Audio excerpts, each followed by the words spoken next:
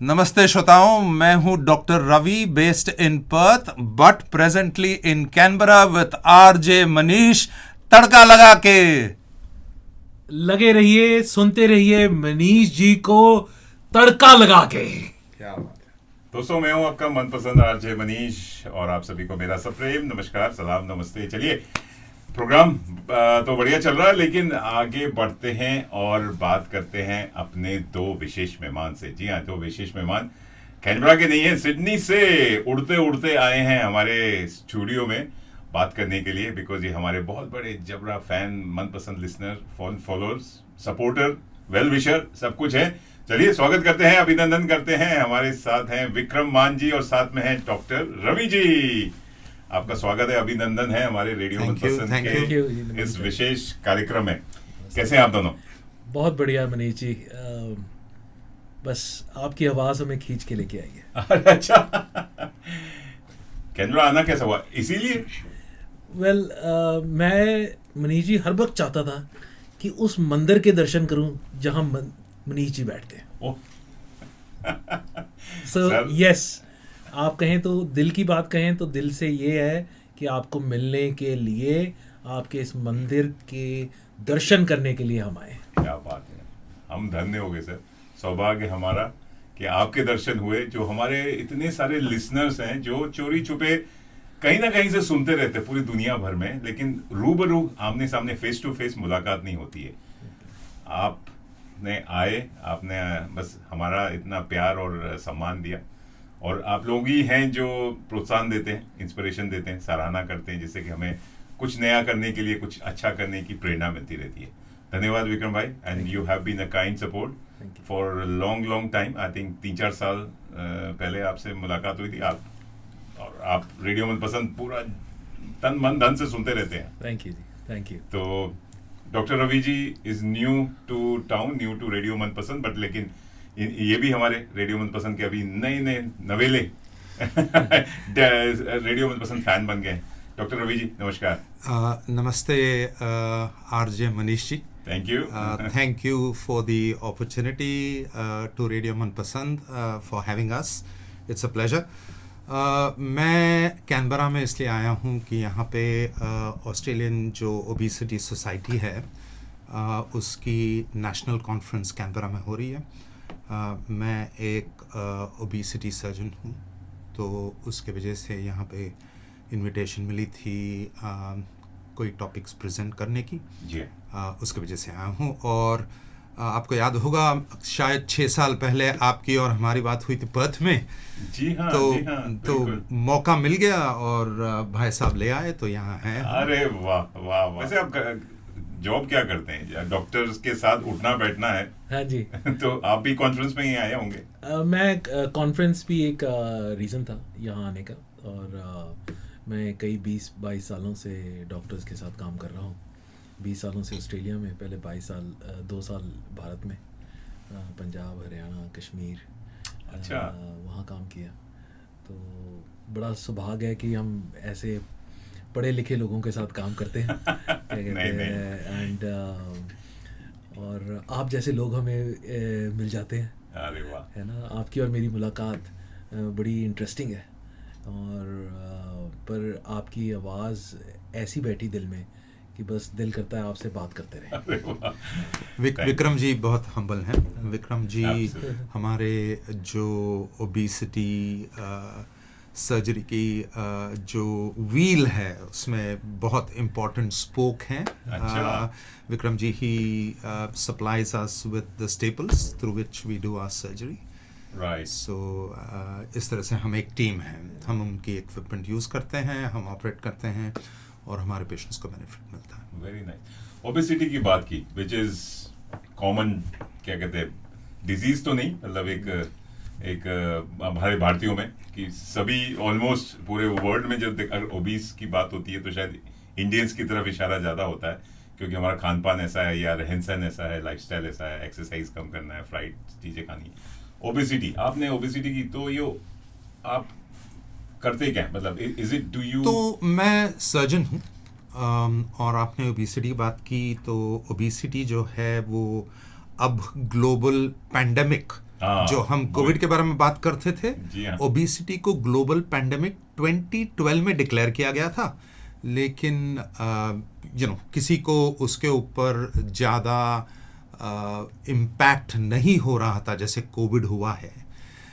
लेकिन अब सारी दुनिया में, इंडिया इंक्लूडेड, ओबेसिटी की जो प्रॉब्लम है, ओबेसिटी के साथ जो एसोसिएटेड कंडीशंस होते हैं, जैसे हार्ट डिजीज़ हो गई, ऑब्स्ट्रक्टिव स्लीप एपनिया हो गया, डायबिटीज़ हो गई, कोलेस्ट्रॉल हो गया, तो ये सारी जो लाइफस्टाइल एसोसिएटेड हम पहले मानते थे, जी हाँ। नॉट नेसेसरी लाइफस्टाइल है, there is a genetic predisposition जिसकी वजह से हम ओबीस होते हैं।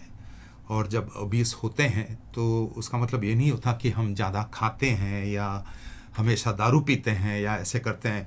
ऐसे लोग होते हैं जो वेजिटेरियन खाना खाते हैं लेकिन फिर भी ओबीस होते हैं। तो ओबेसिटी एक जेनेटिक डिसऑर्डर है। वो जेनेटिक डिसऑर्डर के साथ जब एनवायरमेंटल फैक्टर होता है, राइट, और वो एनवायरमेंटल फैक्टर कुछ भी हो सकता है, grief eating, comfort eating, anxiety, depression, alcohol, cigarette smoking, hungry jack's, McDonald's, ये सारे जो एनवायरमेंटल ट्रिगर्स हैं, जब जीन को ट्रिगर कर जाता है तो तब ओबेसिटी होती है। और इंडिया में हमें ओबेसिटी के कभी प्रॉब्लम नहीं आई थी, हमें स्टारवेशन की प्रॉब्लम आती थी, लेकिन India also now has become affluent. And India में जो अभी आप रेस्टोरेंट्स देख रहे हो, जब आप इंडिया जाते हो ऐसा लगता ही नहीं कि इंडिया जा रहे हैं, ऐसा लगता है भाई ऑस्ट्रेलिया छोड़ के you have gone to another place. वहाँ पे यू गेट मैकडोनल्ड्स मिलती हैं, सारे फास्ट फूड मिलती हैं। तो लाइफस्टाइल चेंज हुआ है और उसके वजह से इंडिया में भी बहुत बहुत ओबेसिटी की प्रॉब्लम्स हैं।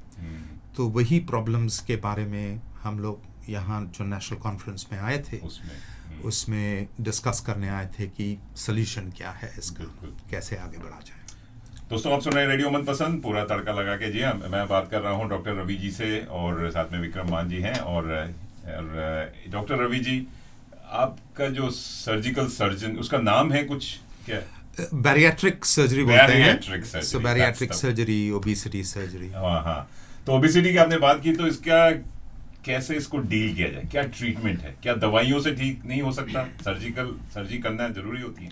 देखो, prevention is better than cure. बिल्कुल। जब आपके अगर पेरेंट्स ओबीस हैं या आपके पेरेंट्स डायबिटिक हैं, हाइपरटेंशन है, तो चांसेस हैं कि वो जीन हमें भी ट्रांसफ़र हो जाए।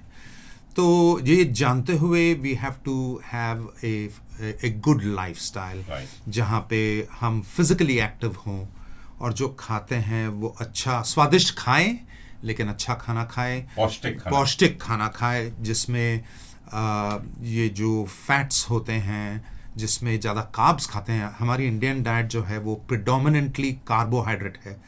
रोटी ले ली, तो जो हमारे एंसेस्टर्स इंडिया में पहले करते थे, फार्मिंग करते थे, हमारी एक्सरसाइज जाती होती थी, चलते थे और जो खाते थे बाजरे की रोटी खाते थे, all those kind of grains which are healthy. बाजरे की रोटी, ज्वार की रोटी, वो सब। गेहूं की रोटी जब पॉलिश होने लगी, जब राइस पॉलिश होने लग गया, तब हमारी जो हेल्थ है उसी की तरह बढ़ने लगी, क्योंकि वो पुअर कार्बोहाइड्रेट्स है। और हमारी अभी ऐसे हो गई कि सारी डाइट जो हम खाते हैं कंप्लीटली कार्ब ओरिएंटेड हो गई है और प्रोटीन कम हो गई है। तो अगर हम कार्बोहाइड्रेट की बात करें, खाली रोटी नहीं, पराठा, पूड़ी, सब, bhature, which is fried carbohydrate. Exactly. तो अगर हम हमारे डाइट को चेंज कर सकें, जहाँ पे प्रोटीन हम ज़्यादा खा सकें, अगर वेजिटेरियन हो तो भी कोई दिक्कत नहीं, जो हमारी दाल होती हैं, उड़द दाल होती हैं, मसूर की दाल होती है, माँ की दाल होती है, सो अगर हम मूंग की दाल होती है, so if we have more protein in our diet and if we decrease the carbs in our diet, if we decrease the sugar, जैसे अगर दिन में आप 3 या 4 टीस्पून शुगर से ज़्यादा खाते हैं, तो वो सेहत के लिए अच्छा नहीं है। तो बिकॉज उसमें जो, जैसे it's absolutely pure refined carbohydrate, हम जो कार्बोहाइड्रेट खाते हैं वो बॉडी में जाके शुगर जैसे ब्रेक हो, glucose, it breaks down to glucose. So अगर हमारी कार्ब इंटेक हम कम करें, अगर हम दिन में 4 टीस्पून से ज़्यादा शुगर न खाएं, प्रोटीन इंटेक ज़्यादा करें और दिन में 30 मिनट 5 दिन, एक हफ्ते में अगर 150 मिनट एक्सरसाइज करें। ऐसी एक्सरसाइज की नहीं कि जो हम गार्डन में टहल रहे हैं, आराम से चल रहे हैं। एक्सरसाइज ऐसी होनी चाहिए कि जहाँ पे आपकी ब्रेथ रेट थोड़ी सी ज़्यादा हो।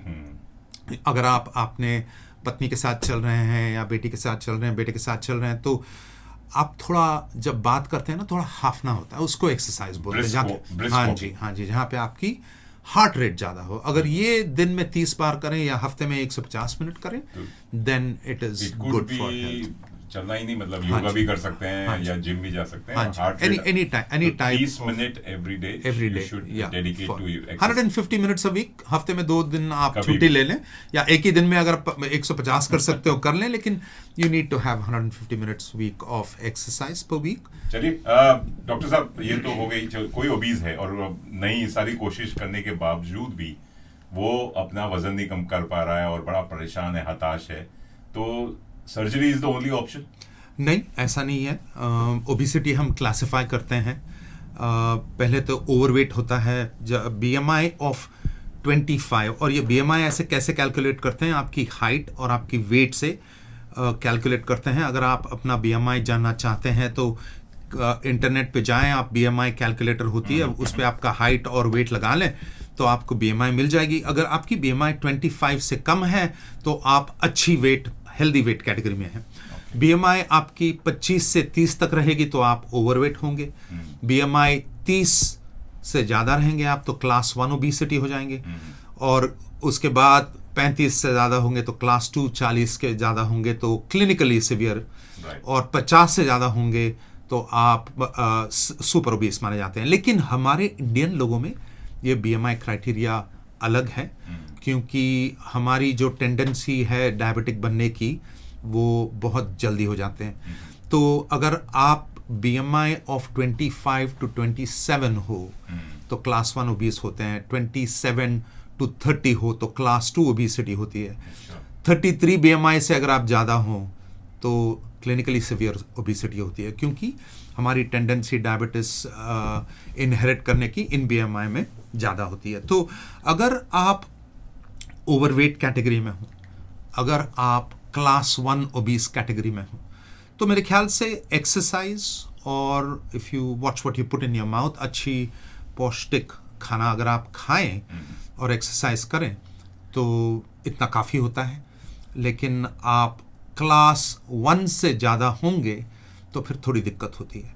क्लास 1 ओबेसिटी में आजकल दवाइयाँ हैं जो बहुत ही मेरे ख्याल से इफ़ेक्टिव हैं। नई जो दवाइयाँ आए हैं, ये दवाइयाँ कॉस्टली हैं, लेकिन अगर आप अफोर्ड कर सकते हो तो you can take it for a short period of time, lose all the weight that you need to lose and then get back to a healthy lifestyle to keep the weight loss off. अगर आप Indian हो और class 2 20 से ज़्यादा हो, या आप BMI 33 से ज़्यादा हो, क्लास 2 ओबेसिटी विद डायबिटीज़ या क्लास 3 ओबीस हो, तो मेरे ख्याल से तब आप सर्जरी के लिए क्वालिफाई करते हैं। और सर्जरी तो बहुत तरीके की सर्जरी होती है, वो डिपेंड करता है आपकी इंडिविजुअल कैरेक्टर से। हाँ जी। तो कितना टाइम लगता है सर्जरी करने में, और उसके बाद क्या चांसेस हैं कि ओबेसिटी नहीं होगी? या तो टाइम देखिए जी, मेरे हाथ में घड़ी नहीं है।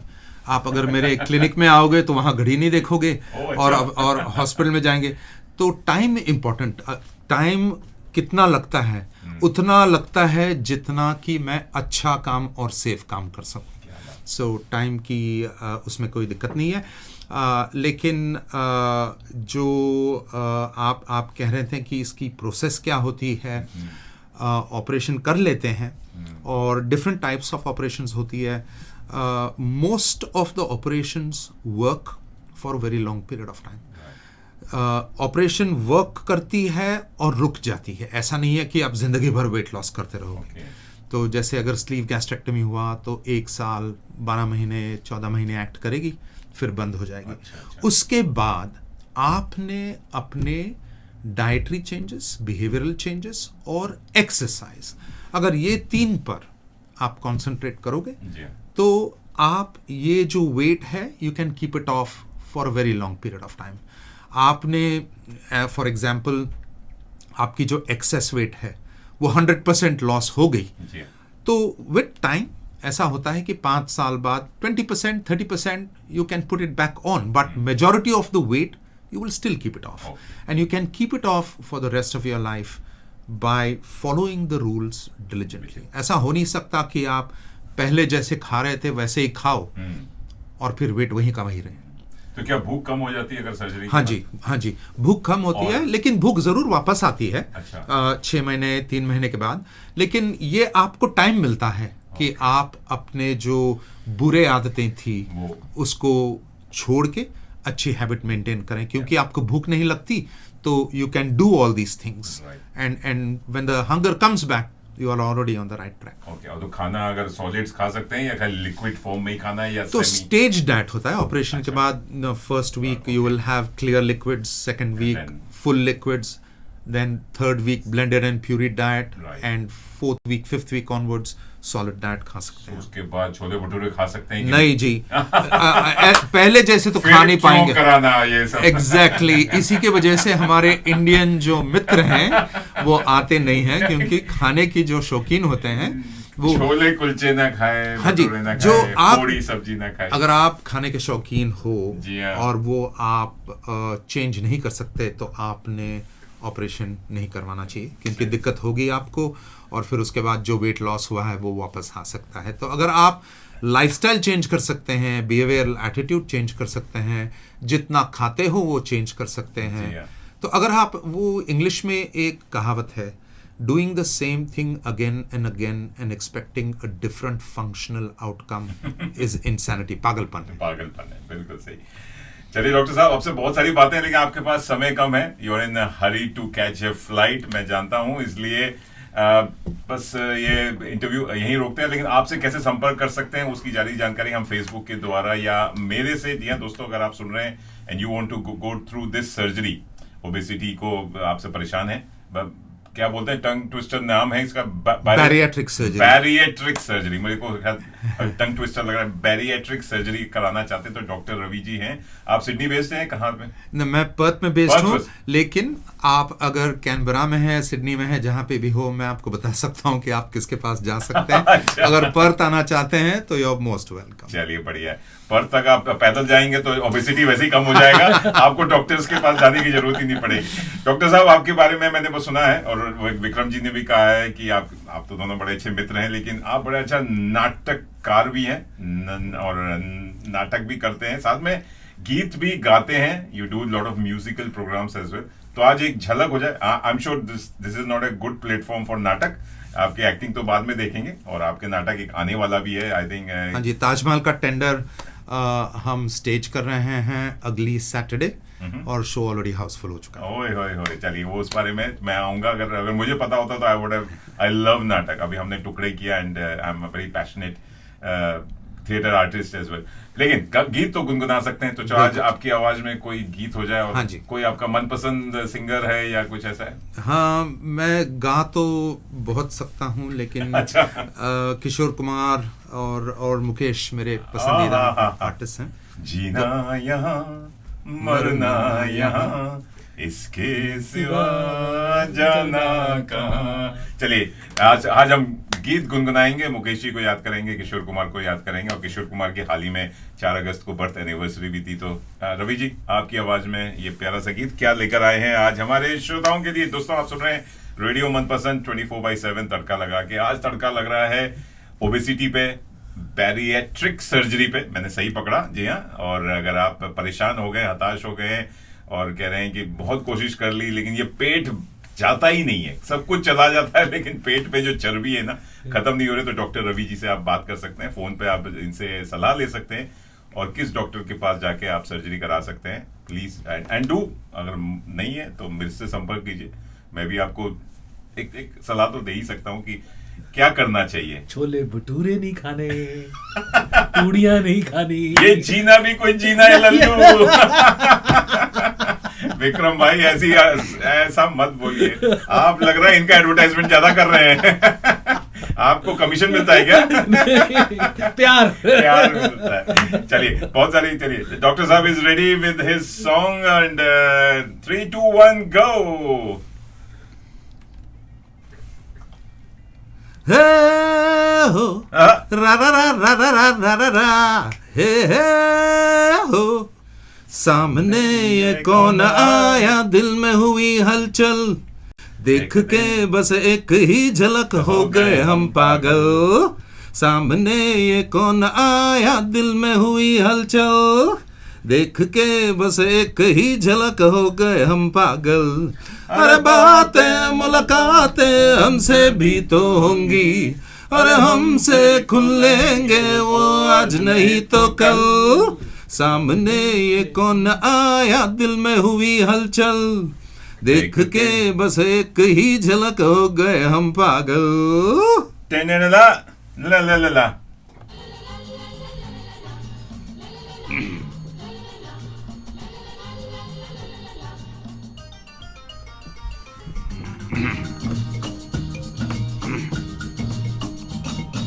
रहना है यहाँ तो दोनों है जवां, तो भला दूर कैसे रहेंगे। माना वो हंसी है तो हम भी कम नहीं है, वो मगरूर कैसे रहेंगे। रहना है यहाँ तो दोनों है जवां, तो भला दूर कैसे रहेंगे। माना वो हंसी है तो हम भी कम नहीं है, वो मगरूर कैसे रहेंगे। ला ला ला ला ला ला ला ला ला ला ला ला ला ला ला। सामने ये कौन आया, दिल में हुई हलचल, देखते हंस एक ही झलक हो गए हम पागल। क्या बात है, क्या बात है, छा गए डॉक्टर साहब। अरे वाह, ये खाली गीत गुनगुना देंगे वैसे ही और लोग नाचने लग जाएंगे, वैसे ही पेट कम हो जाएगा। नहीं लेकिन जी हाँ दोस्तों, ये थे डॉक्टर रवि जी। एक बड़े अच्छा क्या गुनगुनाते हैं, क्या गाते हैं, मजा आ गया, मुझे तो बड़ा मजा आ रहा है। और जब हम ऑपरेट करते रहते तो गाना ऐसे ही बजता रहता है और गाते गाते गाते ऑपरेट करते हैं। तो विक्रम जी जब छोले भटूरा आए ना तो ये कहना, सामने ये कौन आया, पेट में हुई हलचल, देखते देखते डॉक्टर रवि जी का नंबर याद आ गया। तो इनसे बचना है तो छोले भटूरे बंद कर दो, पराठे बंद कर दो, और सारी बिल्कुल बिल्कुल पिज्जा पास्ता बर्गर शर्गर सब बंद करके मेरी दुकान बंद कर दो। चलिए हम दुकान नहीं बंद करेंगे और आपके आने का बहुत बहुत धन्यवाद देंगे। And thank you so much for coming. बहुत मजा आया, बहुत सारी बातें। आई एम श्योर अगर और भी हम बैठते ना 1 घंटा 2 घंटा ऐसे ही निकल जाता, पता नहीं चलता है। Thank you very much RJ Manish ji for having us. It was a pleasure and same here. बहुत बहुत धन्यवाद आरजे जी।